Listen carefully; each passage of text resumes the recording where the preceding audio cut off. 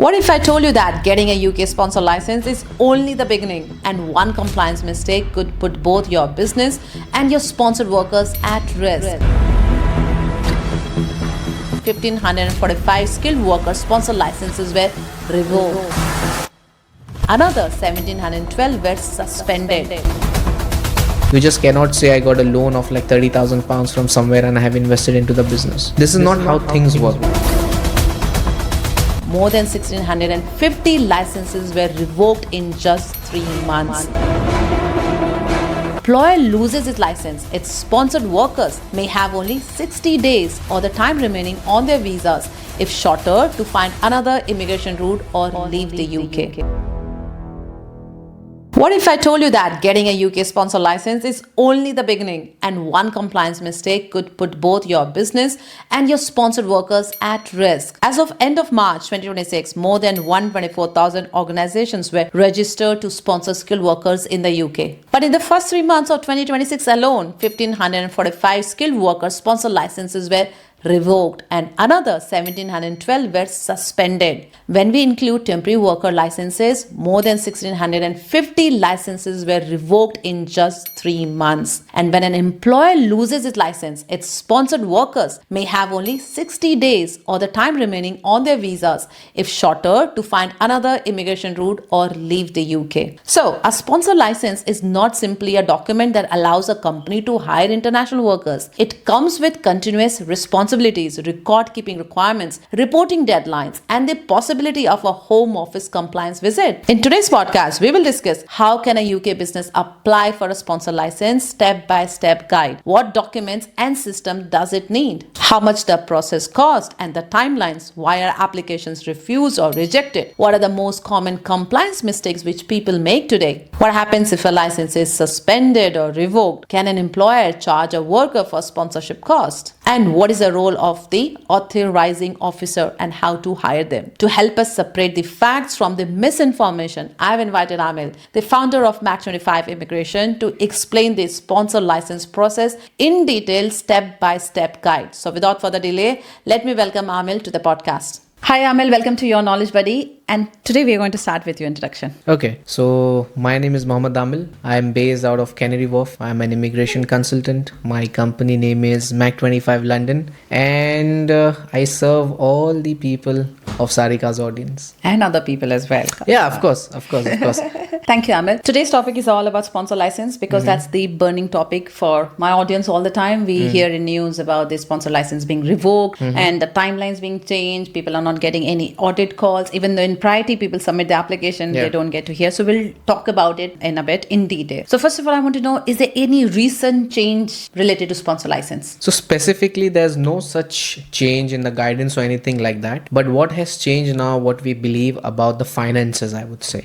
So when we talk about the sponsor license, there were different criteria we used to look at. Before we used to look at, you have got 4 mandatory documentations, you are having this insurance, bank statements and stuff. But now, Home Office actually, I believe they have an accounting team or someone, but I've seen a lot of refusal letter where they mention that your finances are not correct, and they specified making the own finance stable and specifying that this month you got this much money, this much is left, how would you be able to afford? I think right now, we as a company, obviously whenever I take a consultation for a sponsor license or my team does, we look at what is your monthly revenue. Okay, before we never used to look at how much money you have because that's not part of the guidance and that's not part of the rules. But now whenever I take any client on board, some people have obviously missed out because some other solicitor lawyer have said, no, this would work. We can just go ahead and apply for the license. But for us, credibility is really very important. Okay. So if the monthly revenue is not up to the mark, if you do not have enough money and balance in the account that you can actually pay to a skilled worker, then I don't think so it even makes sense. We can wait for another few months and then start the process again. Okay. And do you have any recommendation in terms of how long the company should be trading before they apply for a sponsor license? There's no such number, I would say. but most of our clients, I would say, they are startups.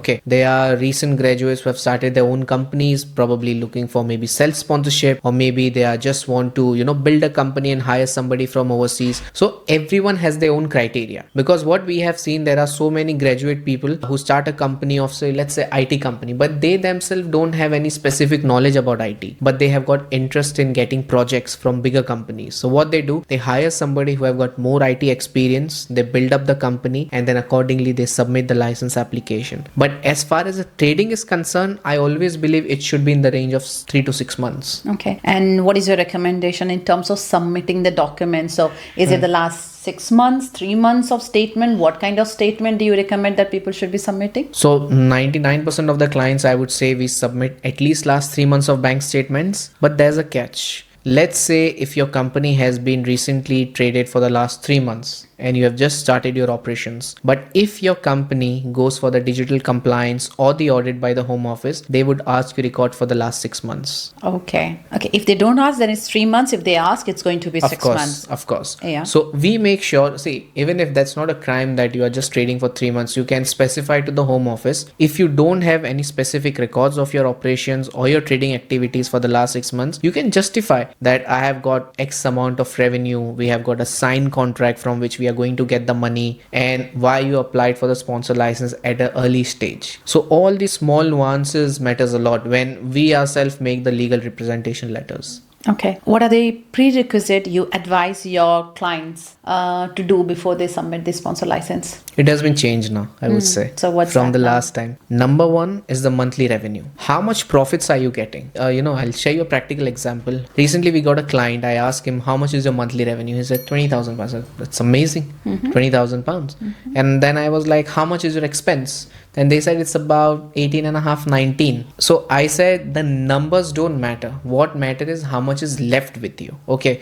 Because there are so many clients I know. They also make a turnover of 100,000 pounds a month, but their expenses are so high, maybe in the offices, warehouse, employees, or maybe the products they buy. So, you cannot suffice and you cannot justify that to the Home Office. Let's say today, if you hire a graduate, okay, forget about self-sponsorship. Let's talk about a normal sponsor license. You hire a graduate in the company. You do not have at least 3 to 4,000 pounds of profit on a monthly basis. How are you going to pay it to a skilled worker? Yeah, because that is what they want to see, right? Exactly. Once you're applying for a license, it means you need to hire an international candidate, and then you got to pay them the salary, and the salary needs to be as per the standard of the government, right? So these small things actually matters a lot. So for me, the number one thing have changed is the monthly revenue and the finances. Number two, I look at the consistency of the business. Okay, there is no written rule where your business is earning about 10,000 pounds a month in June and suddenly it goes to 50,000 pounds in July. That's okay. That means your business is growing. But on what basis? Do you have a signed contract? Where the money is coming from? What are the sources of funds? We just cannot say I got a loan of like 30,000 pounds from somewhere and I have invested into the business. This is not how things work. So I always have a line which I tell to my client, your 1 million of loan do not matter, but your 20,000 pounds from a client matters a lot. Yeah. So that actually makes sense. That actually shows that your business is financially sound and capable to hire a skilled worker, along with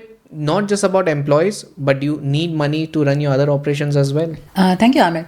I got recently a message about sponsor license. One of our audience said they applied for it in a priority service, but they did not hear anything back from them for a good number of weeks or months. I forgot exactly what it mentioned. Can you talk about the timeline? See now, we have seen very similar cases like that. We have got many clients for whom we applied in priority. And normally what used to happen in the past, whenever you apply for a sponsor license, within 10 days you get to know whether or not they are going to audit your firm, or maybe they need some more information or inquiries. Now what has happened, even within the first 10 working days, you don't hear from the Home Office. So I've got many clients who have not heard about the audit, about the compliance, about further documentations or inquiries. They are just waiting on priority basis. So obviously there's a business help desk and sponsor license email. You can call them, you can connect with them on email and just ask them what's happening. So I know majority of the times they say that the case is under progress, but this has changed in the last 3 months, I would say. Okay. Yeah. And in terms of cost, is there any new cost, or is it the similar cost that we talked about before? No, it's exactly the same. I believe that obviously in the last few months, the sponsor license fees have increased from 576 to 611 pounds. That's for the sponsor license. And obviously the COS fees is 525, and the immigration skills charge is 480 pounds a year. You remember all that by heart, yeah? That's what we do daily. I'm bad with numbers. I Yeah. don't remember at all. Okay. So I'm going to give you a real example. Say there are two people on graduate visa. They had been running their business, like similar to say the IT business that you were talking about. Yeah. Now they are two partners. They have already registered a limited company in the UK. Now they had been say trading for 1 year now, and they're making good money. And in terms of your language, net profit, say they are having a net profit of, I don't know, £5,000 or say £10,000, and now they want to apply for sponsor license. What exact steps they should be doing? Now remember, I told they are on a graduate visa, so it means there is no authorizing officer. I have not Of course. mentioned about it. So course. I want you to tell them exactly what they should be doing now. Okay, so step by step, if I would say, number one, what is the consistency of your business? On what's your sources of funds, how you're getting the clients, how you're getting the money, and how many contracts you have. That would be number one. Number two, there are 4 mandatory documentations by the Home Office. Obviously, it's a list of like 7 to 10 documentations, but out of those 7 to 10, you can just submit 4. The prominent documents would be last 3 months of bank statements. You need to have a registration with HMRC for PAYE. I have seen that many companies do not apply for a PAYE registration, and then Home Office comes back and asks you, can you give us the reason why it was not applied? Because obviously you apply for a sponsor license for the sake of hiring an individual.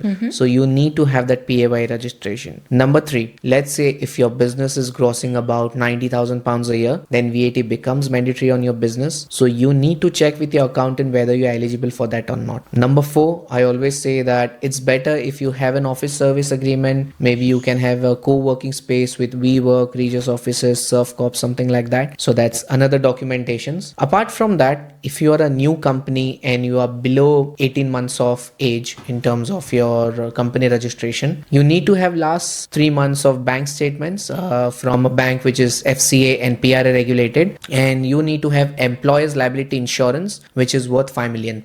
So that is a requirement, mandatory requirement for a new startup company when you apply for a sponsor license. And that's a mandatory, you said, not an optional. Yeah, that's a mandatory requirement. You need to have bank statement from a proper bank, and then you need to have employees liability insurance for like £5 million. Okay. Can you just talk about that when you said proper bank? Yeah. So there are so many banks we know. Okay, let's say there is a bank called Anna Bank, which is not PRA regulated. There is another few banks, like say Wise account. A lot of people say we have a Wise account, but Wise account is not PRA regulated. So you cannot use that for sponsor license. Can we take example of say Monzo, Zempler, Wise, Monzo, Zempler, and Revolt? Revolut. These are the people that people are using. Of course. It's all regulated? Yeah, it's all regulated. Now Revolut is also regulated. So perfect. you can use Revolut, you can use Zempler, Monzo, Tide, Sterling, and all the high street banks we have. Great. Yeah. Okay, because it wasn't there before, right? Exactly. It was not regulated. So Yeah. now that is the big change that I Yes, see. yes. Okay. So once all of them have this mandatory documents, then they can apply for the sponsor license. And based on the documentation they have submitted, I believe the Home Office is going to have a good look about it, irrespective of whether it's priority service or not. Exactly. You said it may take longer. Of and course. for priority service, they pay more, right? They have £750. £750, yeah. And the regular one is 500 something, you said. 611. 600, okay. And generally, what are the timelines they had mentioned on the guideline? If it's priority, it should be within 1 week or so, they said? 10 working days. 10 working days. Okay. Yeah. And the guideline for standard one is 8 weeks, but it's taking longer than that. Okay. Yeah. So what is your one piece of advice to people, say, who are left with only, say, 6 months of their visa now, who are on graduate visa, and their business is trading and their genuine business out there? Right. How much time they should keep in hand if they are planning to apply for a sponsor license and ultimately apply their own visa? See, there are different layers to it, okay? Recently, we applied for a cleaning client. His visa was expiring on 21st of June. We applied for the license on 3rd of June. Oh my God. Within 3 working days, he got the sponsor license, okay? And then he got a COS with that. Oh, when you apply for the sponsor license, you get the COS as well. Not all the time. Okay. It depends on the compliance officer who's reviewing your file. Okay. But now not everyone gets it, but he was lucky enough to get the COS because we mentioned very specifically that who he wants to hire, why he wants the specific requirements and stuff like that. And then I think on 20th we also submitted his skilled worker visa application. Awesome. Yeah. So basically, in your detailed documentation when you submit at the time of sponsor license, you also specify whom do you want to hire. Of course. Yes. And so you do have to specify exact name of the people, and they need to be working with you now. Then only you are able to submit it, or is it like, okay, in future I'm going to hire someone? So there are two different ways of it. Let's say if you're self-sponsoring, then obviously you would be the director in the company. So we can specify that he has got or she has got X amount of experience in the market. That's how they qualify for this role as skilled workers. Even if they are directors, that doesn't matter. But if somebody wants to apply for a sponsor license and they say we have done an advertisement and we did few interviews and after that we have selected them, you don't need to hire them initially. You can show that this is the CV, this is the passport, this is what documents they have, they are legal in the country, and we would like to take them on board.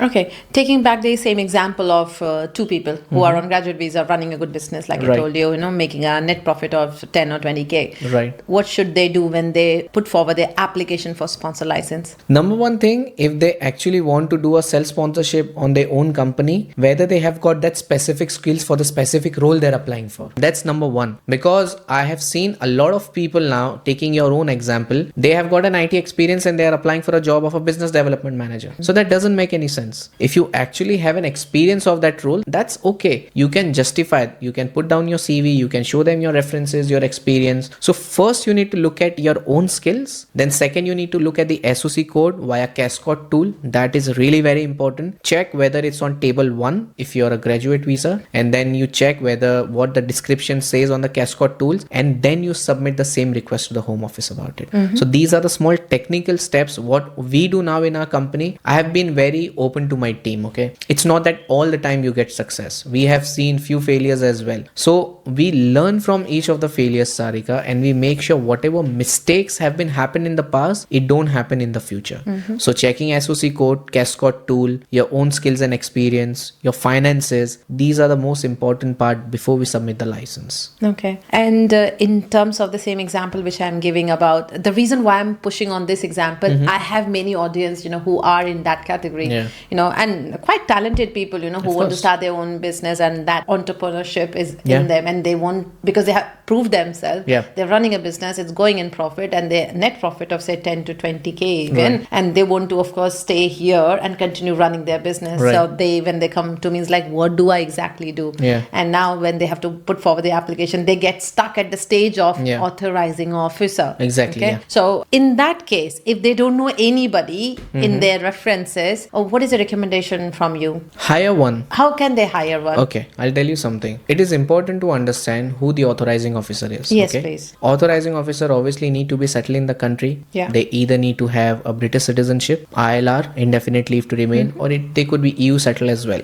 Settlement status needs to be there. That's number one. The responsibility of an authorizing officer is equal to a HR manager, where they would be looking after the record keeping duties, the reporting duties to the home office. They will check all the visa monitoring, the visa expiry, sick leaves, absences, and they would be the one, they're going to be the authorizing officer as well as the level 1 user of the business. So they would be in touch with the home office as well if any issues come across. I know many companies that they are like, oh Amil, I don't know, I don't have any relative, I don't have any friends, I don't know anyone. So hire one. You actually need someone who looks after all these duties and responsibilities. So I know many clients who actually hire an HR manager they in the company. advertise it, right? When you say advertise on different portals and get someone. Of course, they do that, and they actually hire them, because authorizing officer, people think that, okay, we apply for the license, that's done. No.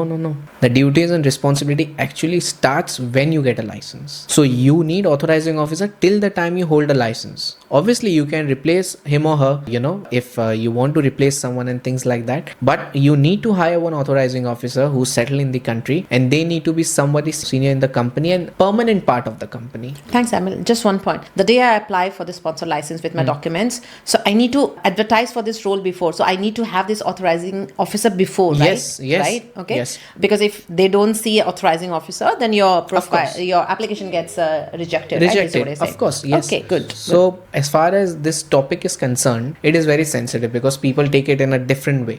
We do not assist with helping you in getting authorizing officer. It should be somebody who it should be somebody who can manage these responsibilities, though it could be your company, but authorizing officer would be the owner of the license. That's how I look at it. Okay. Because it doesn't matter how many shares you have, but it matters that how your authorizing officer is going to perform during the tenure of your license and tenure of your company. So you need to make sure, even if you're advertising, you are very open and honest about the fact that what that authorizing officer is going to do. Okay. You just don't put them on the payroll, put them on part-time, give them shares or make them director. It doesn't make sense, because on a daily basis we get inquiries like that. We just put them we gave them shares, we made them a director, but you made them understand the responsibility as well. It is not just about showing them on the paper, it is about the responsibility they carry with themselves. Yeah. So it's a privilege to have a license. Yeah. And in terms of number of hours they have to work for this company, it will vary based on the size of the company, right? Of course. If Yes. it's a small size or startup, Yeah. maybe it doesn't require like too many hours. Yeah. But if it's a big firm, then you will need maybe full time or Yeah. more time job. So it depends on the size of it. And Of then course. home office will be okay to see based on the size of the company when you give an offer letter, how Yeah. many hours they are doing. Maybe for small size firm, maybe it's 2 hours or 3 hours Right. in a week is more than enough for Exactly. them to do all the checks which is needed. Right. Yeah. Right. And- Exactly. Okay. I think I have asked all my questions, all the questions which is running in my mind, when sponsor license comes to me. Was there any specific thing that you want to tell my audience or something that I did not ask and you have seen with your current clients as well? I would be having like hundreds and hundreds of examples as far as this thing is concerned. 100 examples. Oh no, the podcast is not for 100 minutes. I'm really sorry. Let me give you one. Yes. Let that me would be give you nice. one. That would be Okay. nice. Just for people to understand how things work step by step. Okay. So it's a real case study of my client. He recently started his own, cleaning company, and his friends started a food truck. So they both came to me in the office. They are like, we have started this business and we would like to start this and that. But, after 22nd July 2025, the roles are not available. Stop there. If you have a food truck, do you just need chefs? No. If you have a cleaning business, do you just need cleaners? No. We have done in cleaning companies, we have got HR managers, we have got sales account managers, we have got business development manager. There are so many different roles. But again, that doesn't mean that if you are cleaning business, you would say, I would just give myself as marketing. It doesn't work like that. Because after you get your skilled worker visa, the home office could come anytime and assess what exact duties and responsibilities you mention at the time of the license and what is mentioned on the COS. So they both came to me in the office and I made them understand, if you have got these businesses, that's fine. Make sure you grow your business. Make sure you actually understand that what role you feel would be right for you in the business. And third, if you are just applying for the sake of it, then we can't help you. And I'll tell you the reason why. It might sound very fascinating. Okay, a client is coming, taking money, but no, it haunts you later on. So we have made it, very streamlined process with my team, that if anybody comes for a self-sponsorship or a sponsor license consultation, make them aware about the negatives more than the positives. Yeah, that's true. We have lost some clients very recently. By being honest, one client actually told me, the cons more than pros, but I don't want it to haunt me later on. So this is how things work. If you have got a company, if you feel you are eligible for that, do come to us, do contact us, and we are here to help you, because we have done with hundreds and hundreds of people and licenses. So yeah, we are here to help. Awesome. Thank you, Amil. And thank you for sharing all the knowledge that you have on sponsor license. And the whole idea to do this podcast again on this topic is to educate my audience so that they are aware what are things they should take care of before they apply, and so that they don't get rejection. Of course. And also we talked about the timelines, which people were already asking me. So I think we have kind of covered almost everything that at least I wanted, and from your side as well. However, if we missed something, you guys can let me know in the comment section. And I'm sure in the future, when we do a podcast on the same topic, I'm going to pick up more comments from the feedback that you guys are already sending me. Perfect. And if you need help for the sponsor license, you know where to reach out. All the details will be in my caption and in my pinned comment. Thank you, Amil. Thank you for coming and doing this podcast with me. Thank you so much. Thank you so much, everyone.